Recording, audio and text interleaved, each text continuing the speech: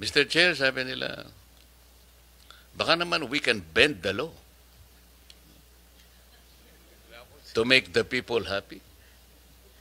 Hindi, pinakikita mo. Kasi talaga pong, because of that, tad na po kami ng text messages. You want us to be happy, Mr. Chair, sabi nila. Papayagin nyo na yung ERC na you bend the law. Ha? Alisin na muna natin yung system laws na yan. Hindi naman magiging pobre lahat yung mga stakeholders na gumagawa ng... Pero yan lang naman. Kunwari lang, pumayag na silang lahat at napag-aralan natin dapat nang tanggalan ng system laws. Kahit na private distribution, kahit na electric cooperatives, o kahit na pa yung off-grid areas, blah, blah, blah. Di ba natin masusuri kung ganong impact, kung malulugi ba sila o hindi, gaano ay kalulugi nila? Palagi ko, hindi sila malulugi. Yun lang po yung gusto ko makita. Let's say 20 billion peso per year na income nila. Lugi ba yun? May halaga po kasi may gastos itong nakatumbas itong system loss associated sa generation at saka sa transmission. Naintindihan ko. Sinasabi ko po, yung kinikita po ng distribution utilities, kung aalisin natin yung malaking bagay po ba, ma-improvise ba sila kung talagang alisin na natin? Yun ang gusto kong makita po. Ngayon po kasi pass-through purely pass-through ang kanilang pangungulekta ng generation at transmission. Wala silang kita doon. So kung ano lang yung kanilang aktual na ginastos na inaalaw ng ERC, yun lang ang hindi, kanilang yung pass-through po, yung silang nangungulekta sa generation and transmission. Kaya lang yung sa kanila, meron din silang cost na, ito po yung sinasabi natin. Ang ano po kasi, ang system loss, transmission lang at saka distribution utility, pinag-uusapan natin. Opo, pero ang sinisingil natin sa pamamagitan ng system loss charge ay yung halaga ng generation at transmission na katumbas ng nawawalang kilowatt hours po. Kaya't ito ay pinapass through din, subject to the cap. Kung ang walang system loss sa distribution, halimbawa Meralco? Yun nga po yung nire-representa ng system loss na sinisingil ng ating mga distribution utilities. Ito ay yung para sa mga kilowatt hours na napapabilang dun sa system loss nila. At yung system loss na ito, ang component naman niya ay mayroong generation at mayroong transmission po. O palagay na natin gano'n ang pagkakaintindi po ninyo dyan. Generation, transmission, and distribution. Di ba sila pwedeng mag-usap-usap? Prorata natin yung loss na yan. Ikaw 20% ka, ikaw 25%, ikaw ganito. Para sa gano'n mawala na lang sa tao, para lang maipababa natin ang kuryente. Gano'n po sana yung philosophy na gusto kong mangyari. Pwede po kasi na itulak natin, i-push natin yung cost na yan sa mga generators, but eventually kung ang mga generators naman ang mag-shoulder niyan, ipapasa din nila sa kanilang mga customers. So pero mas akma na ito ay mapabilang doon sa parte ng retail right ng ating mga distribution utility kasi ito ay yung nangyayari ng cost within their franchise area at sa kanilang pagsusupply sa kanilang mga customer po. Kasi po, Mr. Chair, kapag ganun yung pinakapupuntahan ng ating pag-uusap, talagang mahihirapan talaga. Mahihirapan. Pag hindi natin binuksan yung isip natin, hanapan po natin ang lunas. Dahil hindi po masusunod yung sinasabi ng Korte Suprema. Kasi nanggaling na po sa Korte Suprema yung pananalita na ito. Any expense charged to a consumer by a private utility which did not inure to his benefit is unjustified and inequitable. Kailangan po nating panagutan yon. So naintindihan ko na mayroong cost sa iba, ngunit in the final analysis po, ang pinag-uusapan, yung expense na hindi naman napunta sa kanyang ganansya, wala siyang, hindi nyo dapat singilin siya, sabi ng Korte Suprema. Doon tayo dapat magsimula, Mr. Chair. Iwanan po natin yan. Puntahan natin yung... Mr. Chair, can I interrupt? Yes, ma'am. Mr. Chair, I want to cite kasi system loss is due to something, no? I guess that's because may losses sa distribution utility sa EC.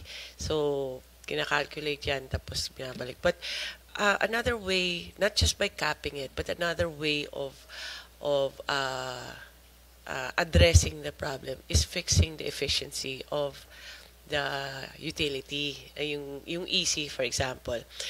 As a model, as an example, NIA, with the leadership of Admin Nani, has shown that to be effective in Zamboanga ba? Tama ba? In Zamboanga. Inayos nila yung metering nila, dinagdagan. I think Admin Nani can explain it better. It will cost us a few millions na rin just to ensure na tama yung mga metro nila, kumpleto siya. But it can be done also on the other end, Mr. Chair. Yes, I recognize that, Madam Secretary. Kaya nga yung URR ay mandatory sa lahat ng mga electric cooperatives. Mandatory yung uniform reportory requirements that dito nyo makikita kung ailing sila or underperforming electric cooperatives. Naintindihan ko yun, Madam.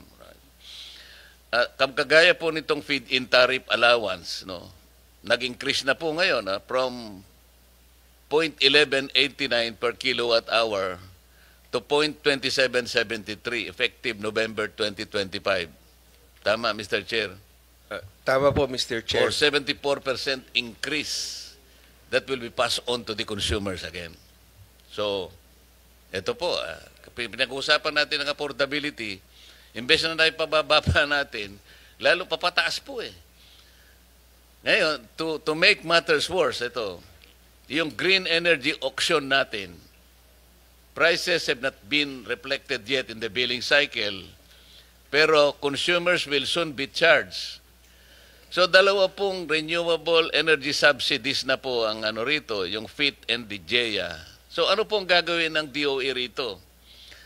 To manage the overlap in renewable energy incentives para maiwasan natin ang overlap or double charging sa mga consumers natin. So, again, the question, is DOE focus limited to supply of generation without assessing the impact to the end users? Mr. Chair, ang GEA kasi, it will be subsidized and it will be reflected eventually nga sa bill natin at it will increase, no? But as on an overall, because of GEA also, we are also in our energy mix will be included cheaper renewable energy. So may balancing din na rin yan. Kung bumibili ka ng ang generation mo, may epekto din dyan, nabababa din siya, pero umaakyat din yung subsidy mo. But I think overall, it will be more of a reduction rather than increase, Mr. Chair. Sana mapil natin, Madam Secretary, ano? Lalong-lalo na po yung mga consumers po natin na talagang mahirap na mahirap. Patuloy po silang nagte-text kay Chairman Sherwin. Sabi nila, pinakikita po kasi sa akin ni Mr. Chair yung mga text messages almost every day. Mr. Chair, sabi nila, baka naman we can bend the law to make the people happy. Hindi, pinakikita mo kasi talaga pong because of that, tad na po kami ng text messages eh. You want us to be happy, Mr. Chair, sabi nila. Papayagin nyo na yung ERC na you bend the law. Ha? Alisin na muna natin yung system laws na yan. Hindi naman magiging pobre lahat yung mga stakeholders na gumagawa ng... Pero yan lang naman. Palagay mo, palagay lang natin, pag inalis natin yung system laws, there's a general loss of, let's say, 1.5 billion per year across the board. Andyan na yun sa generation, andyan na transmission and distribution. Palagay lang, no? 1.5 billion ang nawala sa kanila. Pag tinignan mo yung financials nila, 22 billion, 24 billion per annum. Yung ba naman 1.5 na? Ang laki bagay ba naman sa... Pero yung 1.5 billion na natipid po across the board sa mga consumers natin, nararamdaman po nila yun. Yun po yung principle. Pasensya na po kayo at ako'y talagang makulit sa ganito. Mr. Chair, because we're talking here of not just Meralco but also the electric cooperatives. Oo naman. Doon sa singil nila, wala nga din silang return na binibigay sa kanila. Kaya't kung sila din ang mag-absorb ng cost ng system loss na yan, ay baka mas mahirapan po ang kanilang operasyon.